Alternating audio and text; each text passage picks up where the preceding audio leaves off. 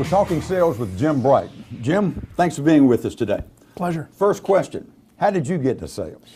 Back in 1984, when I was 16 years old, I had two older brothers, both of them are engineers, and I asked them, if you're at the top of your game, if you're the best of the best, how much can you make?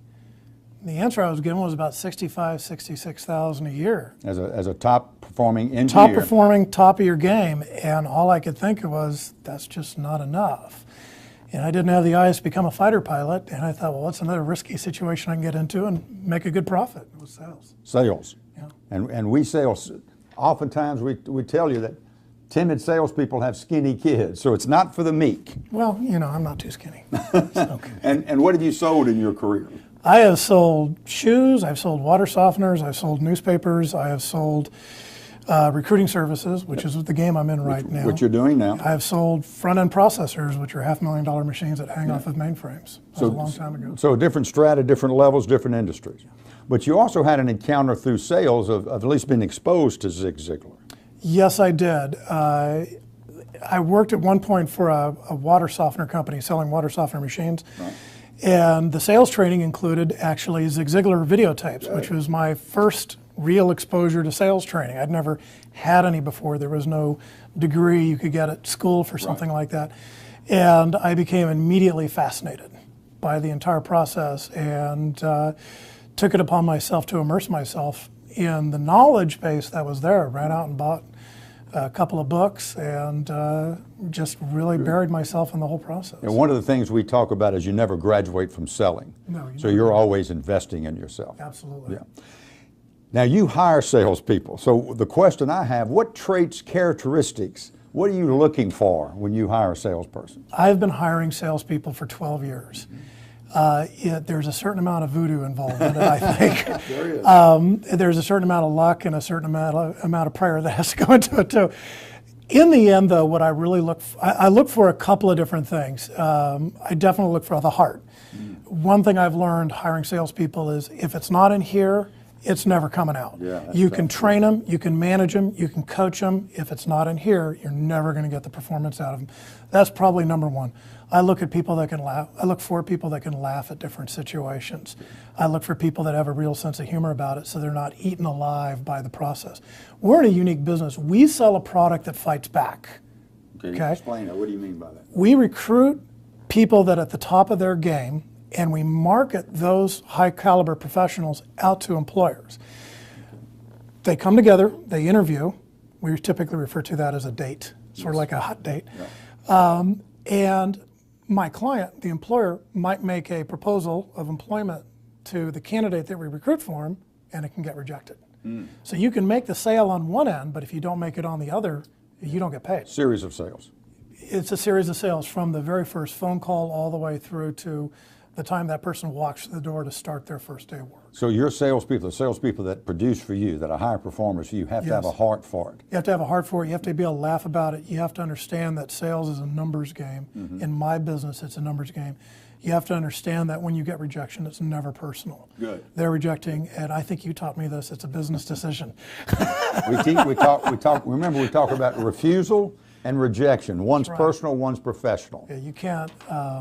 In fact, when I'm interviewing a candidate, when I'm telling them about our process, one of the things I tell them, if you get an offer you're not excited about, I need, want, desire, and expect you to reject it, I'm not going to go home and cry about it. Yeah. And it's true, it really is the truth. And when I'm talking to these candidates that I'm going to market to somebody else, it's amazing when you take some of that pressure off of them to see them relax and get more involved in the process. And that's very important too. You hire a good person, they have a heart. Yes. What causes a salesperson to either get into a sales slump, hit that plateau and start moving down and stop performing? The basics. Failing to follow up on the basics. It happens to me. Oh, sure. I've been selling successfully. I've been selling for 22 years, successfully for 17. I can identify. When my sales start to go down, and I keep track of my numbers, obviously, it's always about the basics.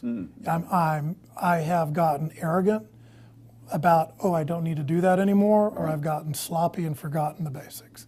And it's always a matter of just going back, re-examining my process and looking where am I skipping the basics. Okay. Putting those back into the process, and it takes care of itself. Truly. We teach process. We want to have a foundational process in which we can grow.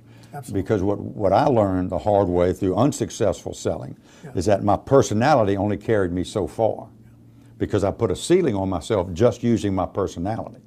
You take the personality off and you add a process, you add a little oomph. It's amazing how far you can go in your sales career. You really can, but it's always the basics. The personality is important. Don't sell yourself short on that. It is. But the basics absolutely positively have to be there every time. I think the personality may get you in the game, but the basics, the foundation will get you around the bases and score, no doubt.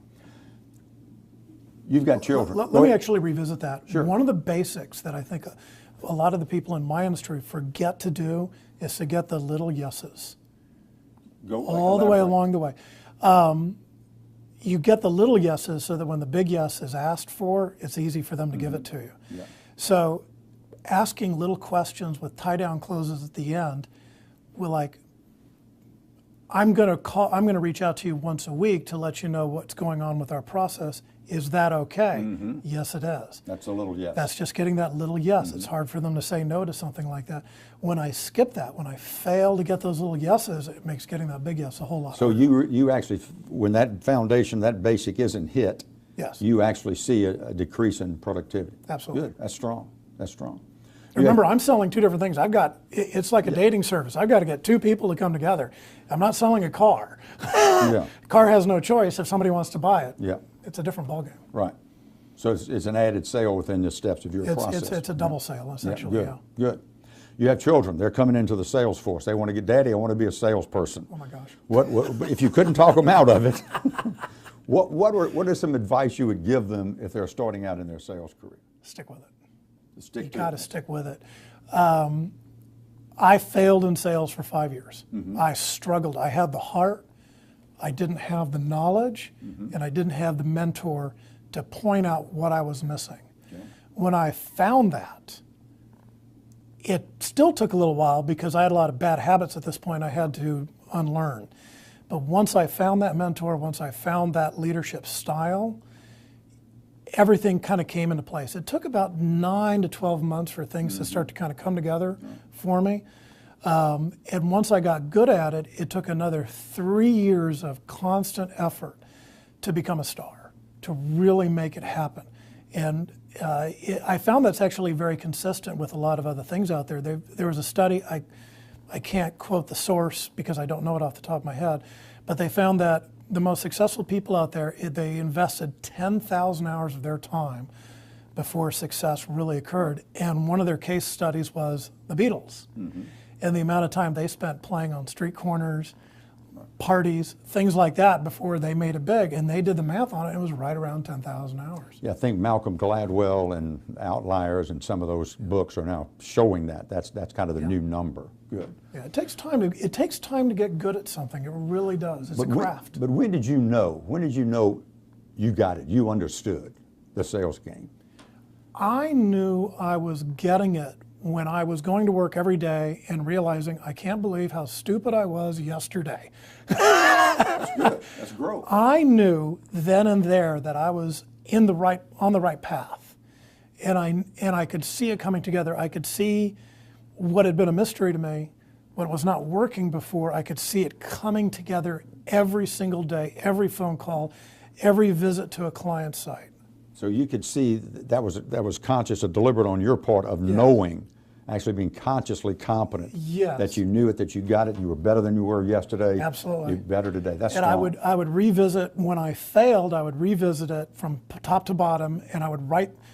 I like to write things out with pencil and paper to, because it helps me coalesce my thoughts. And I would go back over, why did this one fail? And I never looked at it from the standpoint of what did they do wrong, what did my client do wrong, what did the candidate do wrong, what did my company do wrong. I always looked at it from the perspective of it was my fault. Where did I fail in the process, either by not recognizing it wasn't going to come together, or by failing to provide the right information so that they could make the best decision possible for themselves. Good. Thank you. Great insight. We appreciate you being here today. Thank you so much for being with us. Thank you. We're talking sales. This was Jim Bright. We'll see you next time.